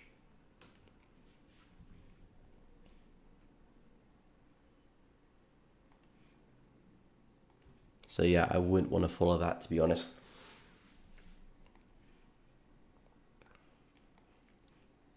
Euro Aussie, Euro NZD don't really look like great pairs to trade. Oil buys from yesterday. Okay, I'll take a look at oil. I haven't actually had a look at oil in a while.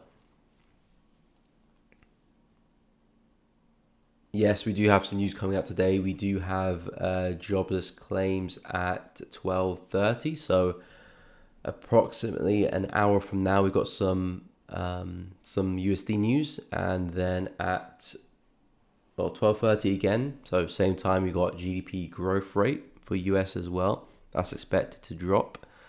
And then we've got Michigan consumer sentiment at 2 o'clock. And then we do have some news at 3, but very low impact, so I'm not concerned with that. But yeah, 12:30, we've got jobless claims, GDP, 2 o'clock. We've got Michigan consumer sentiment, and this is the UK time, by the way. So we'll see what the news does to the market. Again, from a technical perspective, my bias has already been mapped out for dollar since last week. So I know exactly what the plan is for me, even if dollar does sell off quite aggressively. And this is just a big fake out. As long as we don't come and break this low here, I'm still interested in the buys. To be honest, if we break through this low, I'm kind of pausing that bias. I'm not looking to change it, but this is now the next higher low. There's a lot of momentum here, so I could expect potentially deeper pullback for us to do that. So that wouldn't surprise me too much. We may fake out this low first. But if it does take out the low, that would make me put a pause on that bias.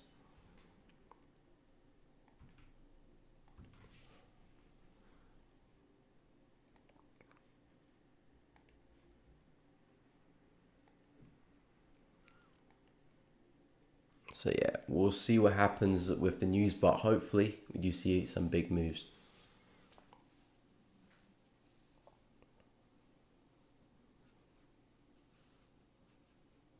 Urban Trader, yeah, the challenge, I'm currently sitting in a little over 3% in drawdown, but I mean, hopefully with this trade, we can probably cut that in half. But yeah, I will be updating the challenge, well, doing an update on the challenge tomorrow, so do look out for that.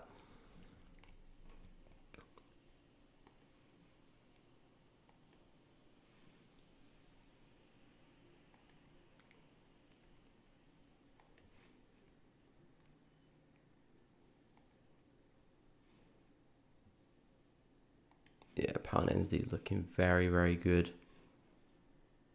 Even better than euro, to be honest. Yeah, besides those 4 pairs that I mentioned earlier, I'm not seeing too much on the time frames that I'm looking at. Of course, lower time frames might be giving us some opportunities in between, but not on time frames I'm looking at. But of course, if you do want me to look at lower time frames, let me know on a specific pair, and I will take a look at the lower time frames.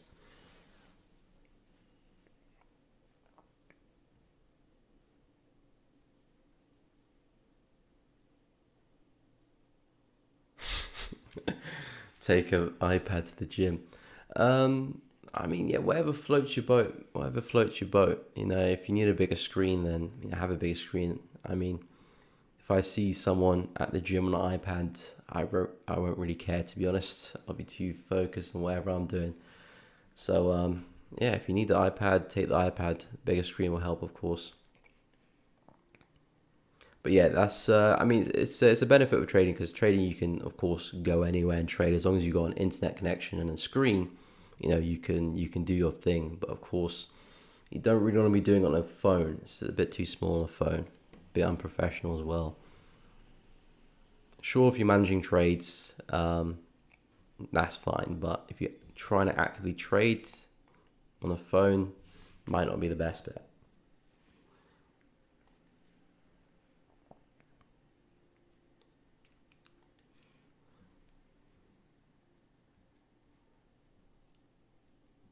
Yeah, okay. We've got Anis looking to join the party of the Euro USD. If it pushes a little bit high, we're looking to sell with some confirmations. I like it. Yeah, I mean, I want to see a stronger close to the downside first before I do look to jump back in. So I'm quite happy with the position I've got now. But if I can get another second close of this 4H candle to close nicely bearish as well, then I'll look for some shorts too.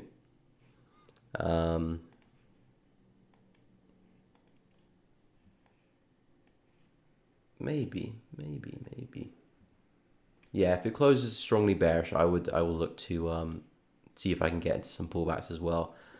But yeah, I mean, I do expect further downside for Euro USD. I'm looking at it coming back into the low here. That's the bias I've had since the start of the week. So at the moment, that seems to be in full motion, and I'm expecting that to continue for the rest of the week. Of course, we'll see what the news does because that could change things around very quickly.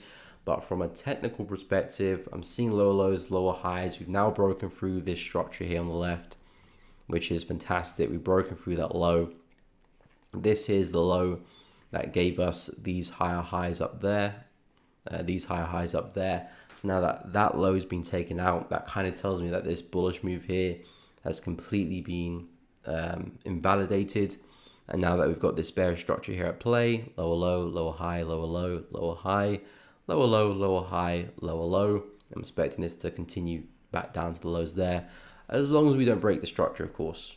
This is now our lower high in the market. As long as we don't break through this high here, I'm expecting us to get there. So pullback shorts make a lot of sense to me, which is why I'm looking to see if I can get into another Euro USD short trade. But yeah, I'd want to see a strong close first. I mean, we've got the news coming out in half an hour. We've got the news coming out in an hour. So I think that will settle things, whether we're going to see a pullback or just see price drop further. And then we'll see what happens after that.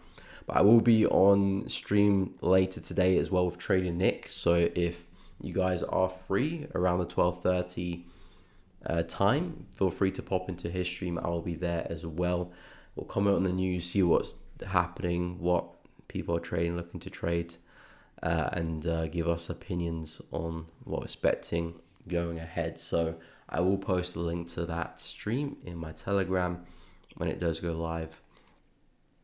But for now, it's just Euro USD for me. Looking to see potentially if I can add another position to the trade. But yeah, we'll see if I'm able to. I think I'll be keeping close eyes on the DXY there. As long as we don't see price shoot back down and close back below this area. As long as we don't see that, I think I'm happy to be looking to take price higher. And of course, with the position I've got going now, I'll be looking to trail stops. On the challenge account, I will just close the trade roughly around a 3R. I'll just take those profits and run.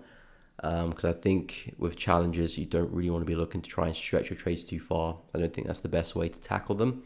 I think smaller profits, a bit more consistent, which in the long run is not as profitable. But I think it's better for the challenge accounts. Personal, I'll be looking to trail and try and push this trade as far as I can. But yeah, nothing really changing really on the lower time frames. So yeah, if Aussie dollar can break through this low as well, because again, this is the low which gave us these higher highs up there. So now if you can create this bearish structure, take out the low there, that'd be fantastic. And then I'll be expecting the trend to continue. And possibly back down to the lows there as well. So hopefully you can wait for a pullback, retest that level, and then look to sell. That is the plan.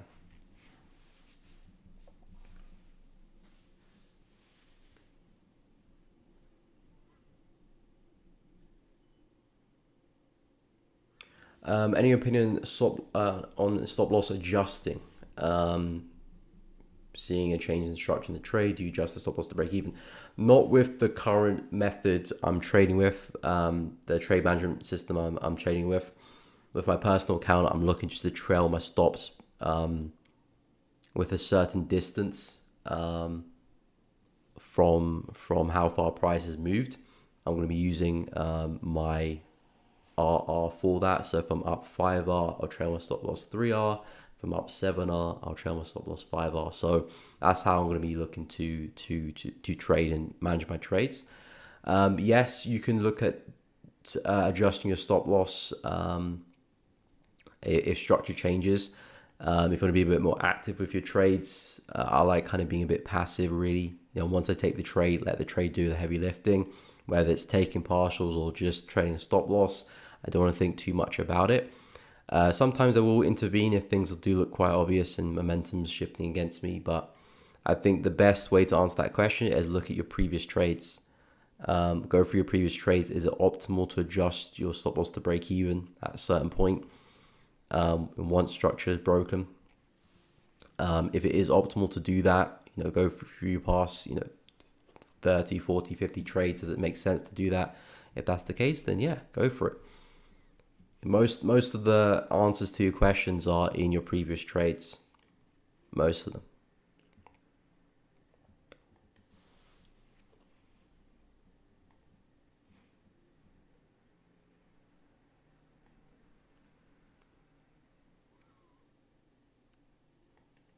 And Anis is looking for confirmations to join the Euro USD party.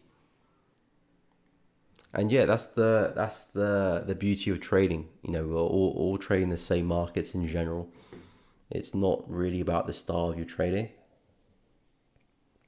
It's more just about kind of understanding direction and timing, really. Whether you trade ICT, SMC, or smart Miko concepts, whatever strategy you trade. It's all about timing and direction.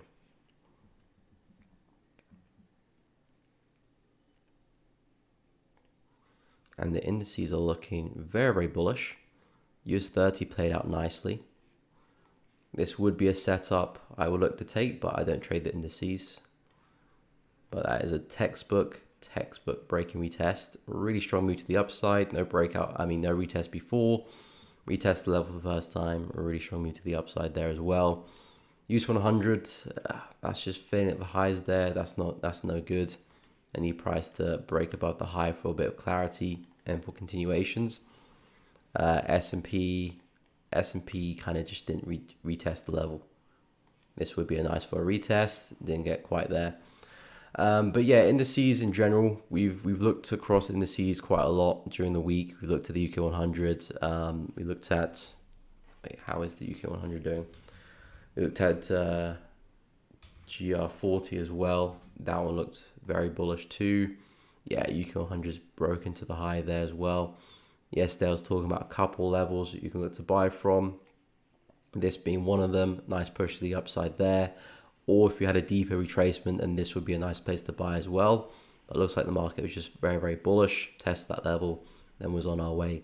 Now that we've broken through the highs here, this would be the next suitable break and retest, but I would like to see a bigger breakout than that.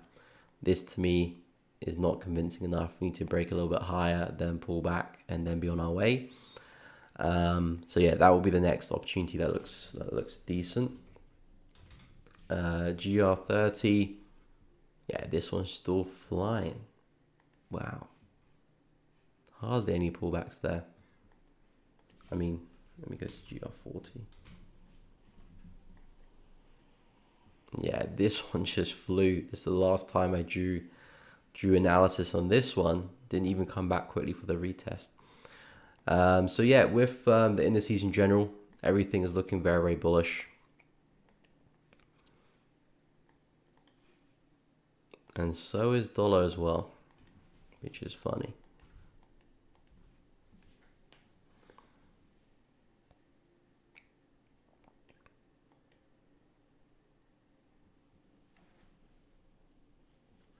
Yeah, I agree. And its structure is the most important thing. Strategy doesn't matter a lot. Very, very true. Strategy is more about execution and your timing. Are you gonna get in at these areas or these areas, or are you gonna wait for this, that? That's all contingent. It's really just about understanding market structure, direction, and then making sure you're entering at a sensible area really with your stop loss as well. Stop loss is also very important too. If you have very stupid stop losses, then you're gonna get stopped out a lot and see price moving in the direction, but your trade's been stopped out as well. So yeah, structure is very important, very important.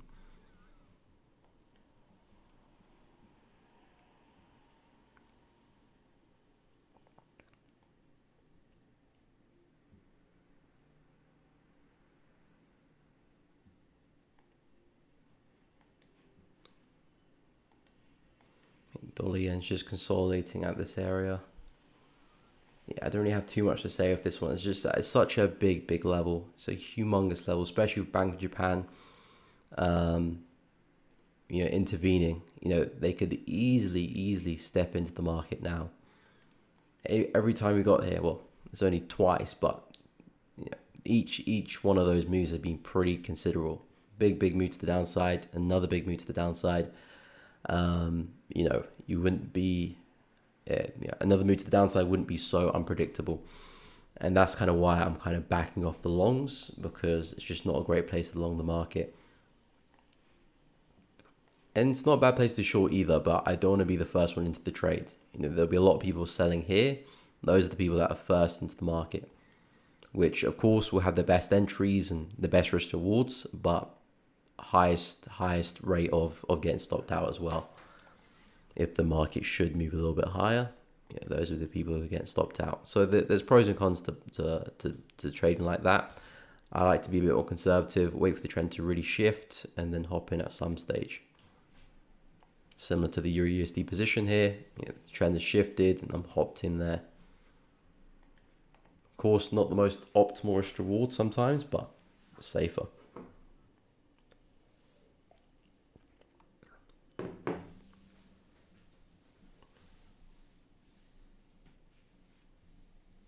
You sold Euro pound at structure. It was a bit of a mad move.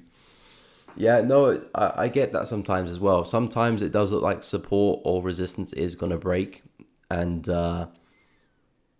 selling into that support level, you're anticipating it to break essentially, because it is kind of 50-50. Support resistance is more or less 50-50. To increase support resistance in your favor, you have to add other confluence to that: market direction, multi-time frame analysis, candlesticks, whatever confluences you look at, to make sure that you're trading off good levels and the odds are in your favor.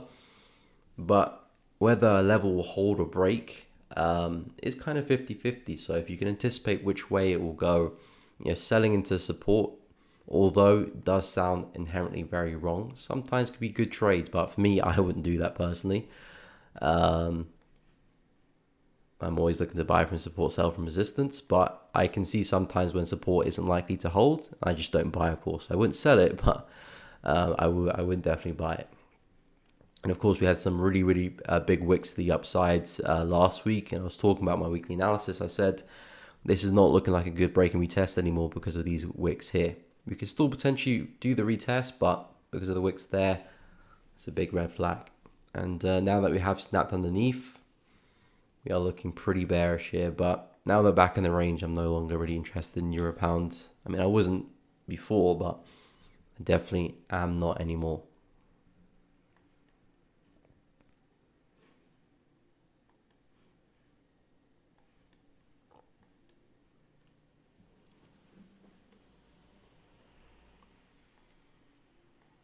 Oh, did not mean to do that.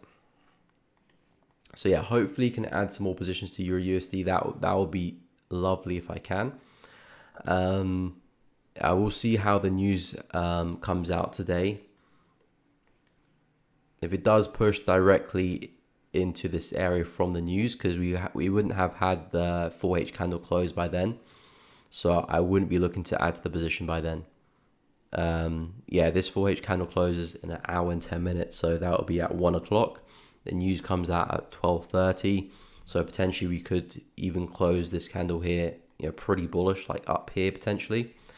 So yeah, I wouldn't look to sell that. I wouldn't look to sell that. That would be too early for me.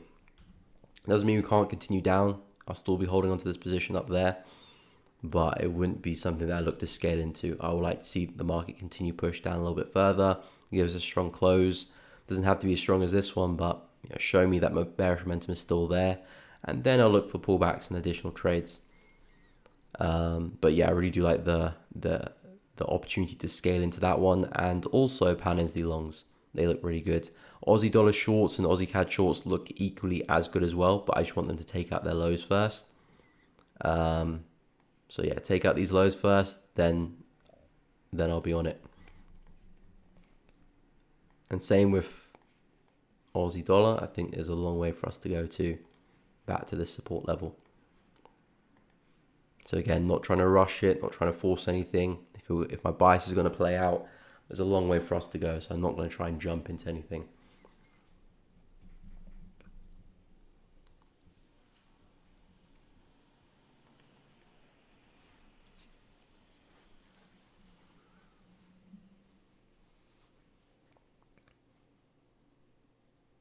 Even if it works, I wouldn't count it as a good trade. I mean, yeah, I mean that's honest. Just because a trade wins doesn't mean it's inherently a good trade as well. That level UJ actually goes back to 1990. Wow. Yeah, I haven't actually looked properly at that level past that 2022 point. But if it stretches that far back, then it's definitely a very pivotal point, not technically, but fundamentally as well. I think Bank of Japan just don't like price when it gets here. But yeah, from this point as well, slightly higher above, and this is slightly down below, around 98, and this is 1990. So it's slightly higher above, but generally speaking, we're seeing a lot of reactions here. So yeah, it wouldn't be such a surprise to see the market sell off. But then again, of course, anything can happen, which is why I'm on the sidelines waiting for more price action. We could still do something like this as well. I don't scale into trades at all, really. Last year I didn't scale to any trades. This year I've made some changes to my trading, well, not really trading style, but my trade management. I'm looking to try and hold trades for a little bit longer, stretch trades further, and looking to scale into positions. So I'm trying to make my trades work as hard as possible for me as possible. So yeah, I never used to scale into trades, but this year I'll be looking to scale, and this year I'll be looking to trail stops as well, try and make my trades go as far as possible. Well, as far as my trading stop will allow me to go.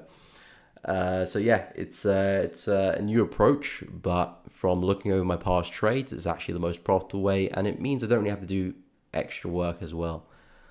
All I have to do is maximize my winners. So yeah, I don't normally scale into trades, but this year I will be.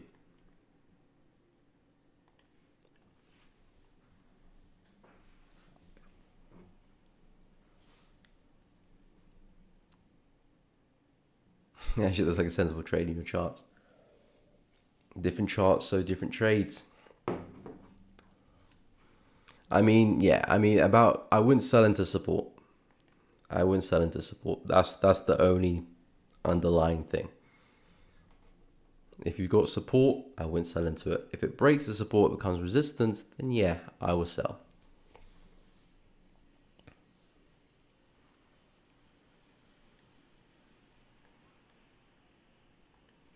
Pound NZD is looking ripe. So yeah, that will be my main focus, probably for next week, because it's Thursday already. We've got some news. I'm not expecting anything too crazy for pound NZD side of things. It's mainly just dollar. I don't think we've got any pound or NZD news coming up, or any big ones. Tomorrow's Good Friday. We've got some dollar news again, but I'm not expecting anything too crazy with that. And then we've got Easter Monday. And then we've got Tuesday. Then we've got some news stepping back in. So yeah, I think this could be an opportunity more for next week, but it's definitely an opportunity I'm looking to trade if it pulls back, of course.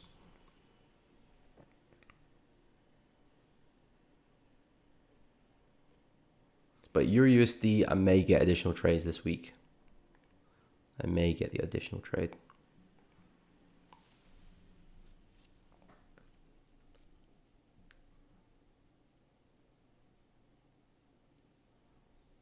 It was a tip of the second shoulder.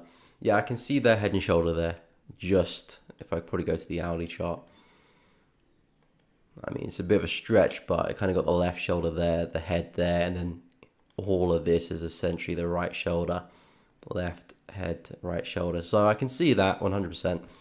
But again, it's just the neckline bit. I wouldn't want to sell into that, but if it breaks it, I mean, it had a little breaking retest over here, to be honest. So that would have been a nice trade in the low time frames.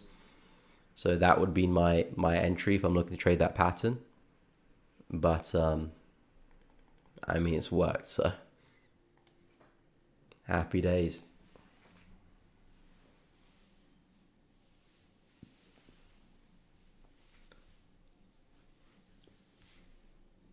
Yeah, sometimes, I mean, there's been a couple trades or a few trades last year which I closed out for like 1 to 3, 1 to 4, where potentially I could have closed out for like a 1 to 7, 1 to 8. I think potentially one was a 1 to 9. And again, you know, a few of those trades a year can make up your year as well. Of course, little other winners here and there, but those, you know, bigger ones are the bulk of your P&L. And it's not like I have to do extra work either. Yes, I'm trading a stop, but you know, I take the trade and it's up to the market how far it wants to go.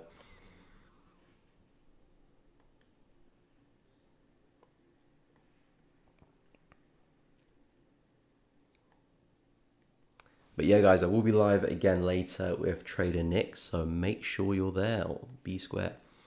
I'll post a link to that stream in the link below. I appreciate it, Richard. Appreciate it. But yeah, I'll post the link to that stream in my Telegram. So if you're not in the Telegram, check it out. Link in the description. I do post my updates there. So if you want to stay in the loop, check it out.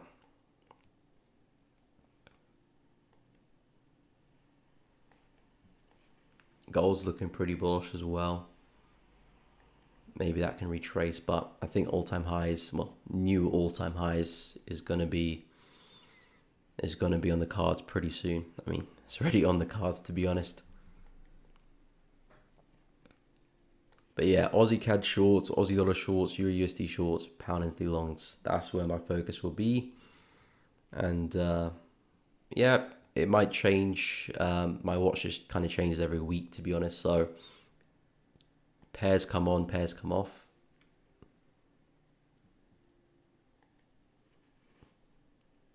But that's the watch list for now.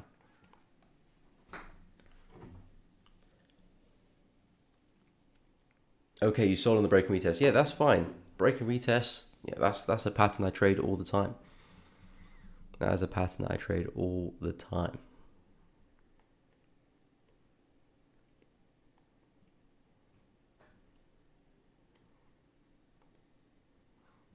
Yen pair still looking pretty bearish. Aussie yen, New Zealand yen are falling. I think those are just the weakest currencies, or one of. So JPY not really. Euro yen still pushing down. So the yen pairs in general are still pretty weak. But I'm still viewing that as retracement for now. Yeah, still viewing that as retracement for now.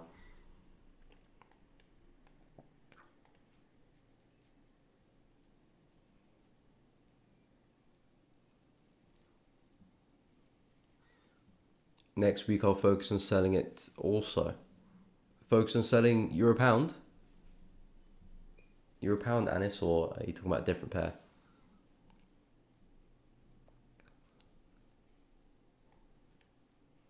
If you're looking to sell Euro pound, fair play, mate. Braver man than me, because I'm not looking to touch Euro pound at all. Unless something drastically changed with this pair and we start trending well, then no, I'm not looking to trade this pair at all.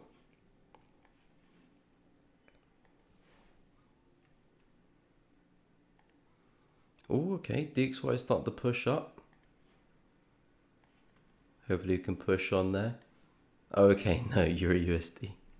Yeah, that makes sense. But yeah, DXY is starting to flip bullish. I mean, we haven't retested the level, of course, but we are starting to push up. So yeah, as long as we don't see this candle here or the next candles after close back below, I think we're in the money there. And we're just going to see price most likely make its way back to 105.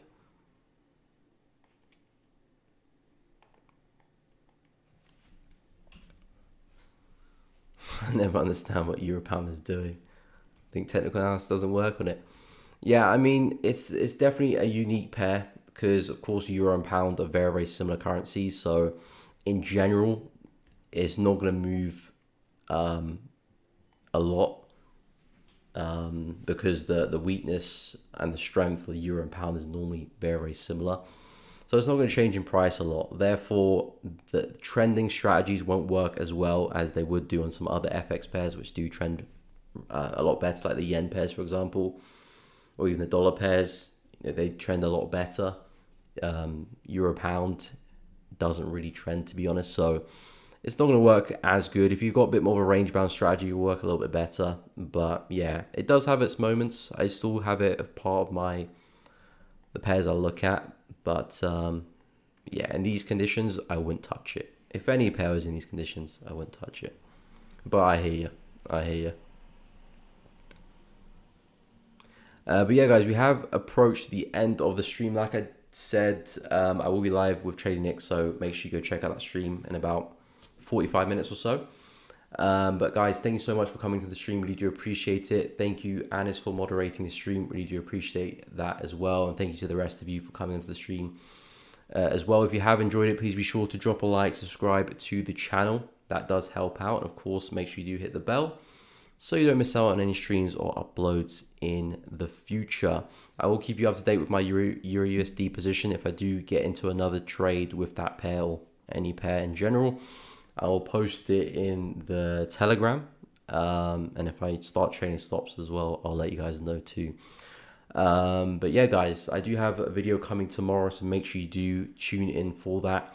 But besides, have a fantastic day. Don't go blow any accounts. Have a great one, and I'll see you all in the next one.